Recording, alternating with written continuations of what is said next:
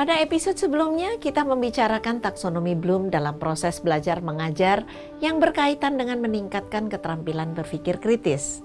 Keterampilan tersebut dikategorikan sebagai LOTS, Low Order Thinking Skills, dan HOTS, High Order Thinking Skills. Urutan keterampilan berpikir tersebut diawali dengan mengingat, memahami, mengaplikasikan, menganalisa, mengevaluasi, dan menciptakan.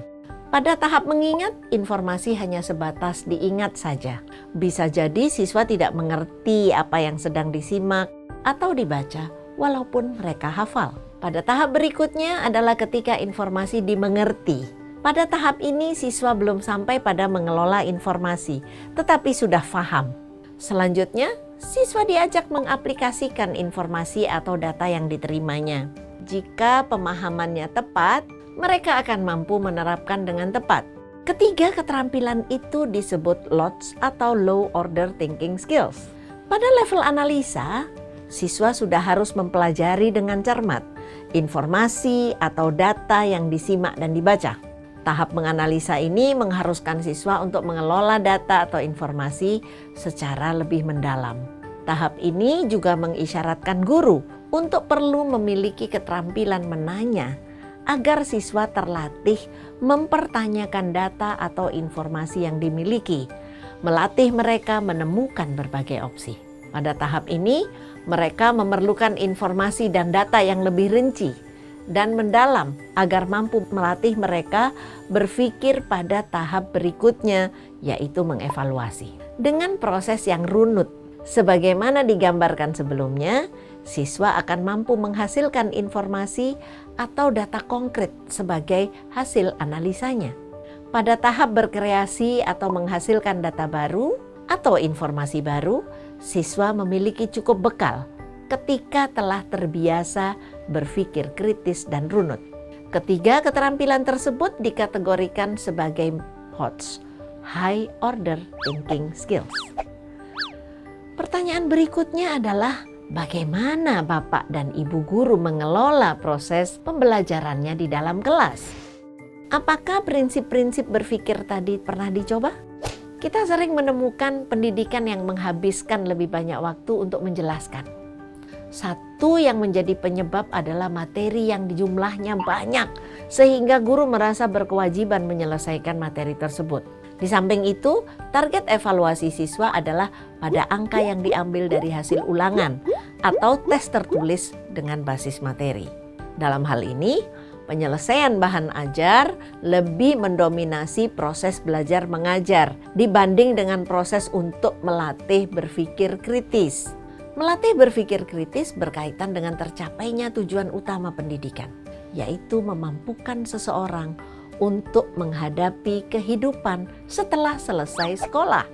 Kalau kita lihat apa yang disampaikan Carl Rogers dalam kutipan berikut, tugas seorang guru bukan semata mengajar, apalagi terpaku pada materi, melainkan adalah menjadikan siswa bertanggung jawab akan belajarnya. Dengan terbiasa berlatih berpikir kritis melalui proses pembelajaran yang menerapkan pola berpikir LOTS dan HOTS, siswa menjadi terbiasa untuk menghadapi apa saja dalam kehidupannya secara kritis dan tidak mudah melakukan hal-hal yang tidak menguntungkan pengembangan dirinya maupun dirinya sendiri. Misalnya anak yang sudah terbiasa terlatih berpikir kritis, ketika mendapatkan sesuatu yang bukan miliknya, maka ia tidak akan serta-merta mengambilnya karena dia mempertanyakan, benda itu milik siapa?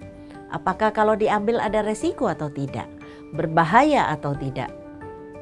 Jadi dia akan terbiasa mempertanyakan apa yang ia lakukan.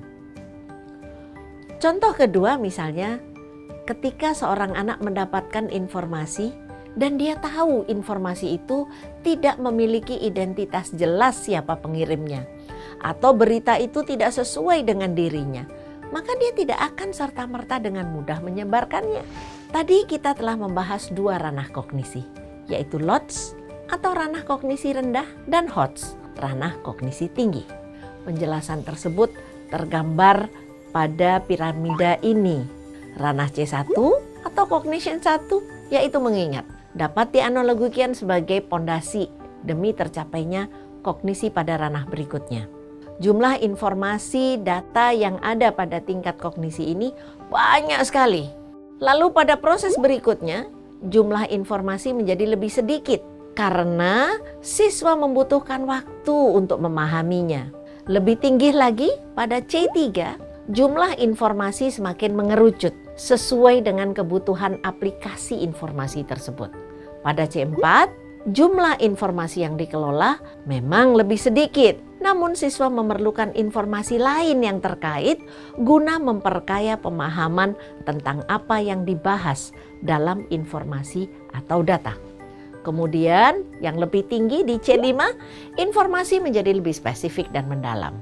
Informasi dan data yang telah dianalisa dan dievaluasi menjadi bahan yang akan memampukan siswa menciptakan informasi atau data baru sesuai dengan versi mereka.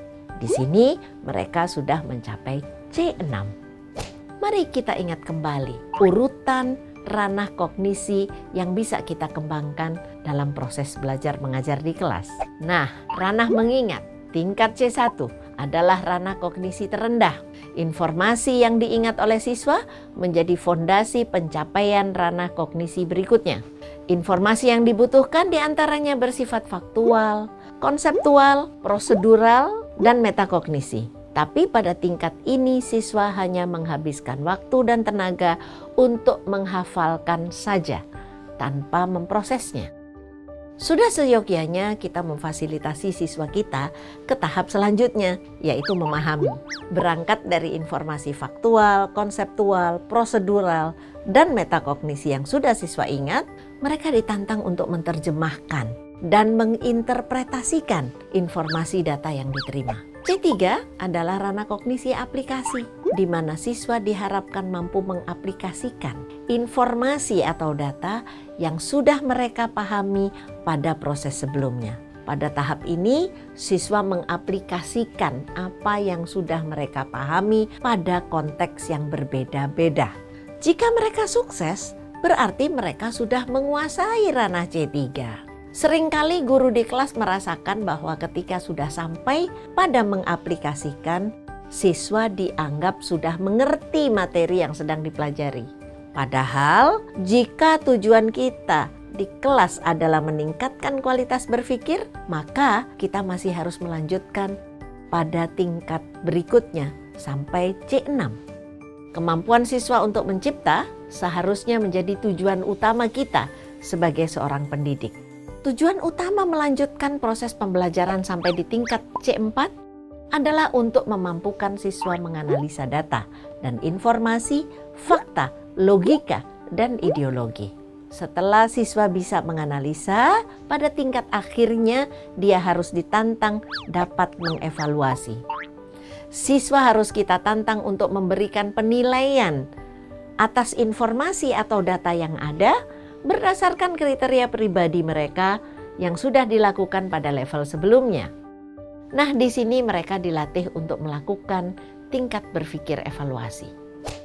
Selanjutnya, siswa diharapkan menghasilkan informasi atau data baru, teori, produk, dan sebagainya sebagai hasil dari apa yang telah dilakukan pada 5 tingkatan kognisi sebelumnya.